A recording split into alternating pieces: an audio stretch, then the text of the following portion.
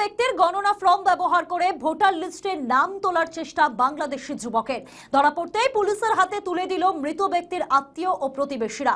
ঘটনায় ব্যাপক উত্তেজনা হুগলির ডানকুনি পৌরসভার 20 নম্বর ওয়ার্ডের মাথুরডাঙ্গি এলাকায়। জানা গিয়েছে 2015 সালে মারা যান মহসিন খান। সেই নামেই গণনা ফর্ম ফিল আপ করে জমা দেন বাংলাদেশি যুবক নাদিম। মৃত মহসিন খানের দাদা মাইদুল খান জানতে পারেন মৃত ভাইয়ের গণনা ফর্ম ফিল আপ করে জমা দিয়েছেন বাংলাদেশি যুবক নাদিম এবং তা গ্রাহ্য করেছে নির্বাচন কমিশন।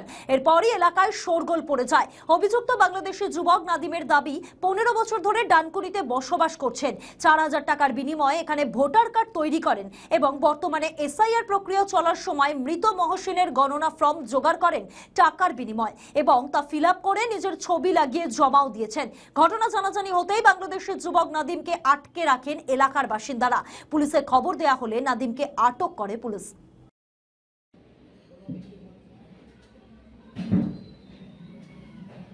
দেখুন, ডানকুনি এবং ডানকুনির চারপাশে আমরা বারবার বলে এসেছি, ভারতীয় জনতা পার্টি বারবার বলে এসছে, শুধু আজকে থেকে নয়, আজকে এসআইআর হচ্ছে, এর আগেও বলে এসেছি আমরা যে বাংলাদেশি অনুপ্রবেশকারী ভর্তি হয়ে যাচ্ছে, কিন্তু তখন কেউ ভ্রুক্ষেপ করেনি, প্রশাসন দ্বারা কারোর নজর দেওয়ার সময় পায়নি।